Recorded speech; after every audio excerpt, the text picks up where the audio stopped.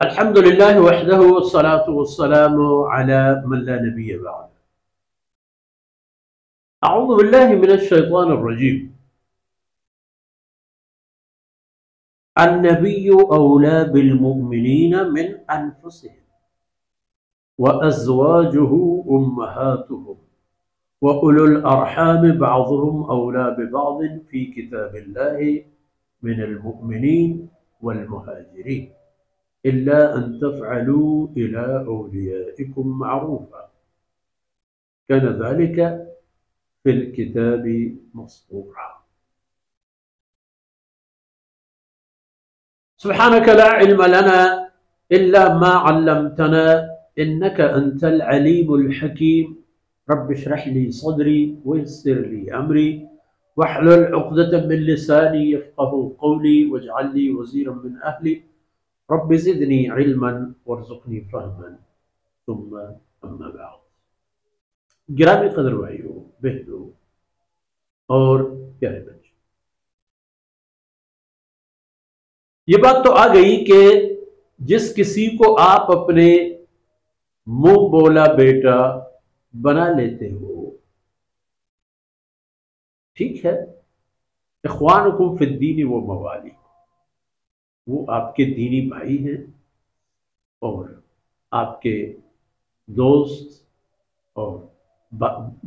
اور دست و بازو ہیں، لیکن النبی اولا بالمؤمنین، حقیقت حال یہ ہے کہ رسول اللہ صلی اللہ علیہ وسلم، ادھر النبی کا معنی محمد الرسول اللہ،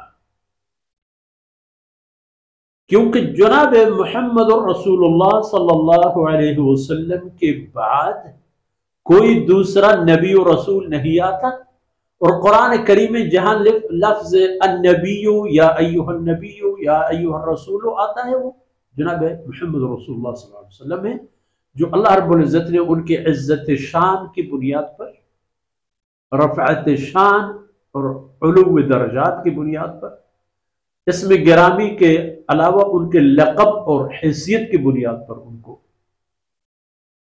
پکارا ہے۔ تو جناب رسول اللہ صلی اللہ علیہ وسلم اہل ایمان سے زیادہ قریب ہے، نزدیک ہے، اولویت والا ہے، من انفسہم، ان کی اپنی جانوں سے۔ جناب رسول اللہ صلی اللہ علیہ وسلم ہمارے لیے مقدم ہے ہماری جانوں سے، ہماری جان بھی کچھ نہیں ہے ان کے سامنے۔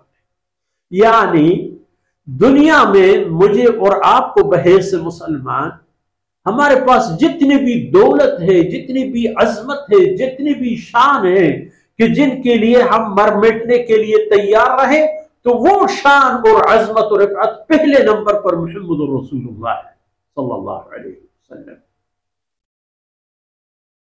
النبی اولا بالمؤمنین من انفسہم، ان کی جانوں سے اولا ہے۔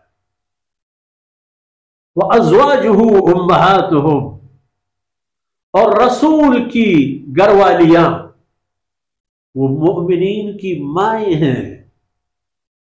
ماں کی احترام نہیں کرو گے، مومن رہو گے، مومن ہو تو امہات المؤمنین کی شان بھی تم پر لازم ہے۔ تمہاری مائیں، جیسی وہ ماں جس نے مجھے اور آپ کو پیدا کیا ہو، کتنی مقدس ہوگی ہمارے لیے، کتنی محترم ہوگی ہمارے لیے۔ جب النبی اولا بالمؤمنین ہو گیا تو آپ کی زوجات محترمات جو ہماری مائیں ہیں ان کی بھی اولویت ہے، تو ہماری ماؤں سے بھی بڑھ کر ہمارے لیے قابل احترام۔ اور جس طرح ہم اپنی ماؤں کی عزت اور ان کی عظمت اور ان کی تقدس کا دفاع کرتے ہیں، اتنا ہی ہم پر فرض ہے امہات المؤمنین کے لیے زندگی کا سودا لگانا۔ وَأُولُو الْأَرْحَامِ بَعْضُهُمْ أَوْلَىٰ بِبَعْضٍ فِي كِتَابِ اللَّهِ، اور باقی آپس میں جو بندھن ہیں، رشتے ناتے ہیں، وہ بھی اللہ کے دین میں لازمی ہے کہ ان کا خیال رکھا جائے، صلہ رحمی کا خیال رکھا جائے، اور اپنے تعلقات شرعی اصولوں کی بنیاد پر جو خونی رشتوں کے لیے ضروری ہیں ان کا خیال رکھا جائے. یہ اللہ کا حکم ہے کہ جو مثلا رشتے ناتے ہیں میراث کے مطابق یا دیگر حقوق و فرائض سے متعلق، ان کے حقوق ضائع نہیں ہوتے. نبی تو بے شک ہمارے لیے اولویت رکھنے والے، لیکن جو حقوق نسلی اور نسبی اور حسبی اللہ نے رکھے ہیں ان کا خیال رکھنا بھی ضروری ہے. من المؤمنین والمہاجرین، اہل ایمان سے بھی اور مہاجر مسلمانوں سے بھی، ان کے لیے جو صلہ رحمی اور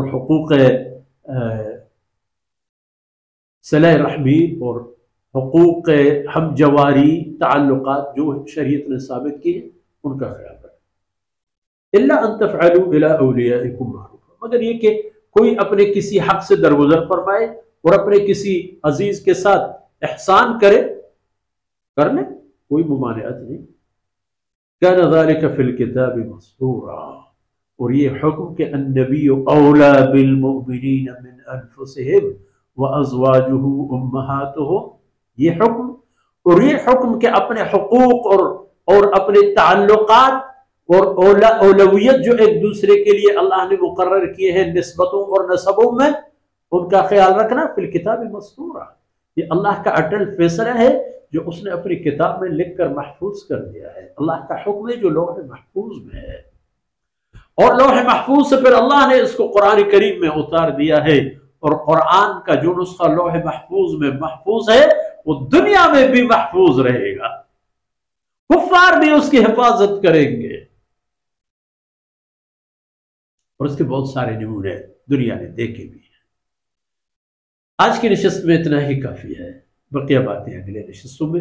اللہ رب العزت کوتاہیوں سے درگزر فرمائے. وصلی اللہ علی نبینا محمد وعلی آلہ وصحبہ.